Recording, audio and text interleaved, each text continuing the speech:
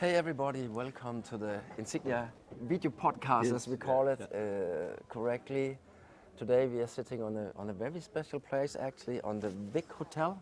Yeah, the Wageningen International Conference Center. And there is a very exciting history at that hotel, because this is the place where scientists from all over Europe, they met for the first time for 2006. And this was actually the start of the famous Colors network, where they managed to kind of connect scientists from all over the world, mainly from Europe, but there are, I think today, maybe 1,600 members of the Colors network. And this network, as I can see from, you could say, an outsider, really raised the level of science on honeybees and on bees in general in Europe. And one of the projects that were in there was the CSI pollen project, where we for the first time really worked with citizen scientists. Yeah. I mean, using beekeepers as a resource, doing samplings and so on. And then this project actually turned up.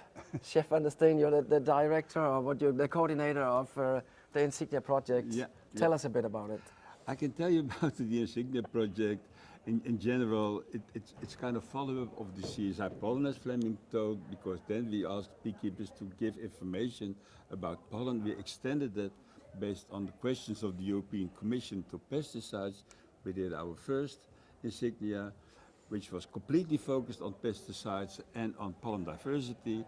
And now we're working on the second Insignia, Insignia-EU, which we expanded our monitoring goals from pesticides, microplastics, air pollutants, heavy metals, and also pollen biodiversity, and which is really, really exciting. We do it in all the 27 European countries on the same way, on the same time, so you get very comparable results, and those results will be used for modeling. So at the end of the day, we will have models that you can predict the exposure risk of bees to pesticides or other contaminants, and you can see both in time and in space the pollen diversity. So that's in a nutshell what we are doing. So, and why this is a very important meeting that we had here, a very exciting meeting, is that we did invite all the citizens, the national coordinators from all the 27 European Union countries.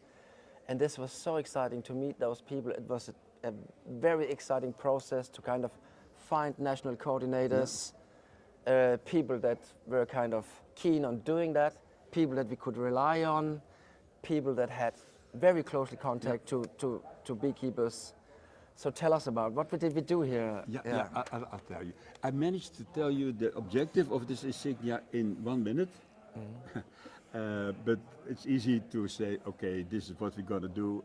But in practice, it's rather complicated, but very well doable. But it's complicated because when you do monitoring, it involves from the very start the sampling of the honeybee colonies. I come to that later. Sampling, storage samples, etc., etc. And the point is that every detail is important. What we came to do here in Wageningen is that we invited, as Fleming said, the 27 national coordinators. That's how the structure is. Every country has a national coordinator who organizes the monitoring in his or her country, and to have all the handlings of the sampling on the same way. We have this instruction workshop here in which we went through all the procedure, what the beekeepers had to do, what the national coordinators have to do in detail. And it took us 2 days with a lot of fun and a lot of interest and a lot of discussion that we managed, and now everybody knows in detail what is expected from the national coordinator and is expected from the beekeeper. And we really used a lot of time on, I would say, hand-on workshop. Yeah, absolutely. Where we kind of demonstrated all the matrices that we are using and how to do it, and we did repeat it, and we did repeat it, and we did discuss and we got exciting questions, and there were actually one or two questions where we thought, well done, maybe we have to correct it, even that we have been used, I don't know, a year now to kind of doing the best setup for our study. And now they are able to go home and teach their citizen scientists. Yeah. We have 315. 15, yes. Actually, the little naughty point is we have one in the far north of Norway, which is not part of the European Union, but we saw that it could be exciting. I mean, there should not be any kind of pollution. No. We can tell you that they were in the pilot project as well, and we found a little bit, but by far the less. And one of the things that were produced by Chrissy from Austria was this picture manual, and she did a very nice job. Great job.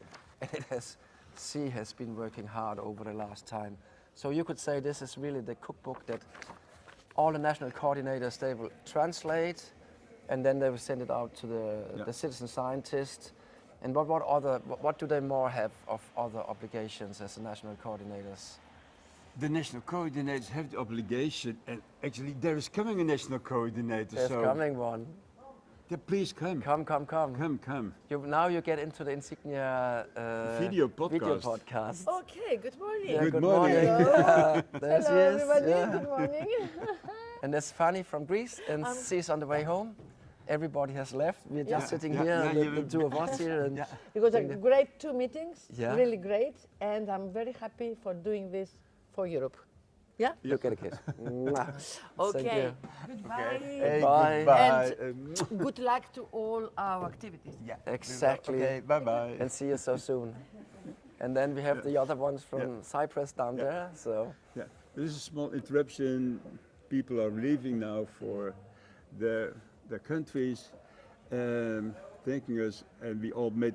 They don't have to thank us because they made a workshop. We all made it together, and Fleming already showed this protocol. This is really the cookbook and the way that everybody has to handle. And the national coordinators, and this was a national coordinator workshop, is crucial in this process because they make the translations. And you know, we found out that in the 27 European countries we have 23 languages. yeah, There's a lot of translation has to be done of the labels, of the instructions. and one of the funny discoveries. I mean, we knew it, but we have so many different types of bees, not bees, but hives and frame sizes.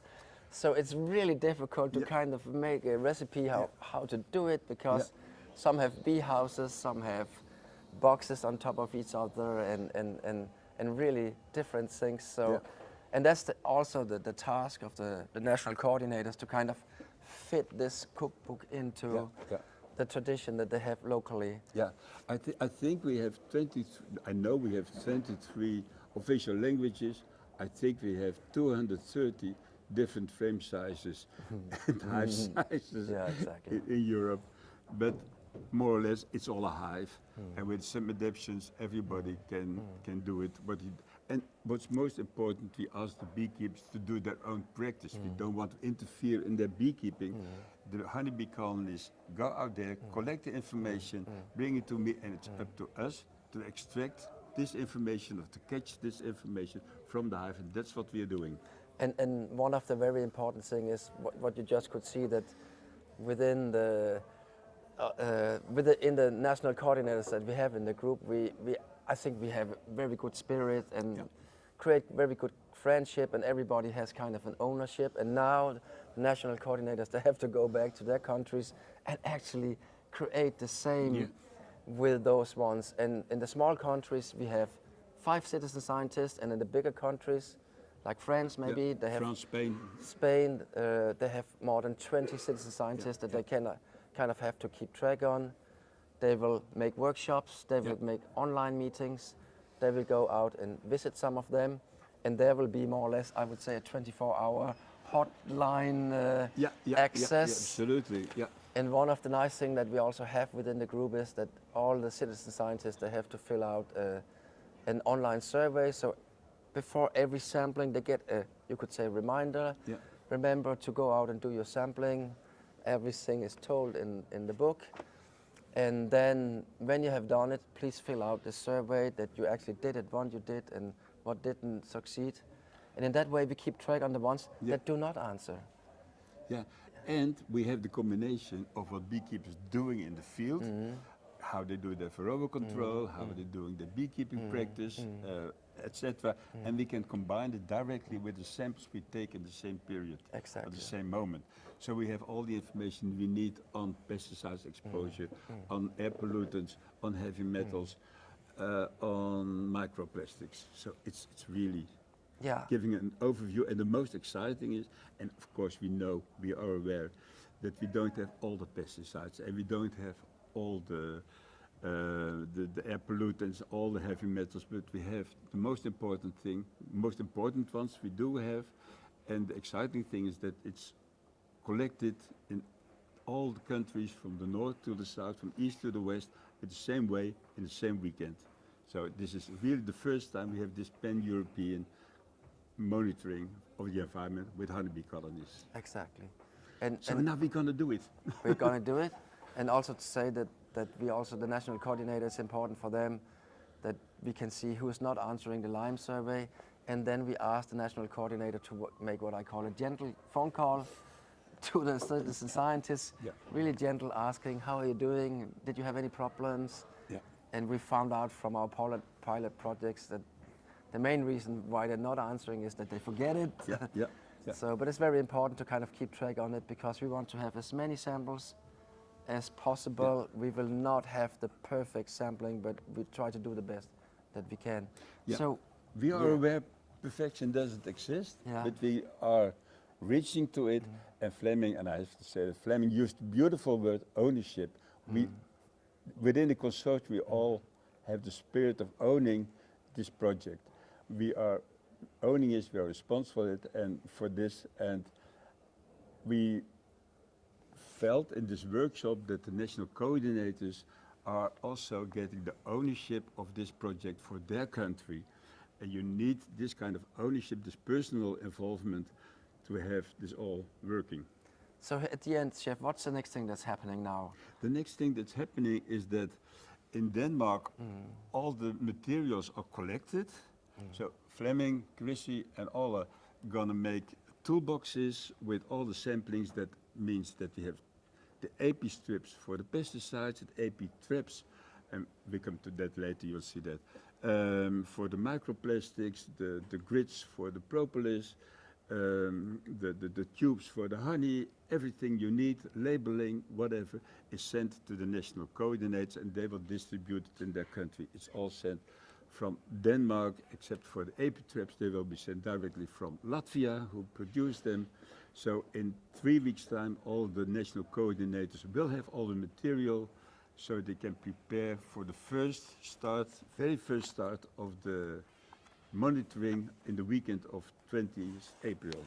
Exactly, that's where we are starting. That's really start. Are we excited? Yes, Absolutely. we're excited. Yes. But we will keep you updated on this video podcast. Stay tuned on our homepage, Insignia-EU.eu, and there we have a nice blog, and we also have social medias, and we also have this YouTube channel where we try to kind of keep you updated as regularly as possible, as we say. Yeah. See you next time. See you.